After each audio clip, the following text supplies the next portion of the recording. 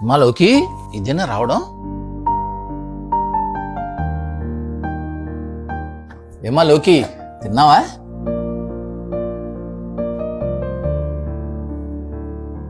అమ్మా లోకి, ఒక 10 నిమిషాలు నీతో మాట్లాడొచ్చమ్మా? చెప్పండి నాన్న. ఏమైందమ్మా? ఏమైనా సమస్య? అలాంటిది ఏం లేదు నాన్న. మరి ఎందుకు వచ్చినప్పటి నుంచి సరిగ్గా మాట్లాడడం లేదు? అల్లుడు గారితో ఏమైనా గొడవ అయిందా? అలాంటిది ఏం లేదని చెప్తున్నాను కదా నాన్న.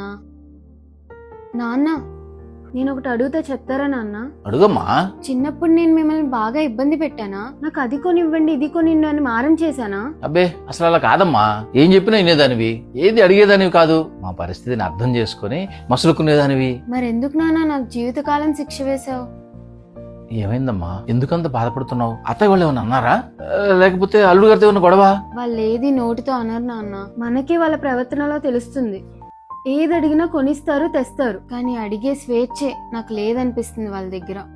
ఆడపిల్లలకి కోట్లున్నవాడు, లక్షల్లో సంపాదించేవాడు, కారులో తిరిగేవాడు అవసరం లేదు నాన్న. తనని తనలా చూసుకునేవాడు కావాలి. ప్రతి తండ్రి నాలాగే ఆలోచిస్తాడమ్మా. ఉన్నవాడైతే తన కూతురికి ఏ కష్టం రాకుండా ఉంటదని. పుట్టింట్లో గారాభంగా పెరిగిన కూతురు అత్తింట్లో ఎక్కడ కష్టపడుతుందా అన్న భయం. ఉన్నవాడికి ఎంతున్నా సరిపోదు నాన్న. అదే లేనివాడికి నువ్వు కొంచెం ఇచ్చినా నిన్ను జీవితాంతం గుర్తుపెట్టుకుంటాడు. నన్ను బంగారంలా మా నాన్నలా చూసుకునేవాడు కావాలి నాన్న నాకు. ఆడపిల్లలకి స్వేచ్ఛ స్వతంత్రం అక్కర్లేదు. తన తల్లిదండ్రులను అర్థం చేసుకున్నట్టు అర్థం చేసుకునేవాడైతే చాలు నాన్న. జీవితం చాలా ఆనందంగా ఉంటుంది.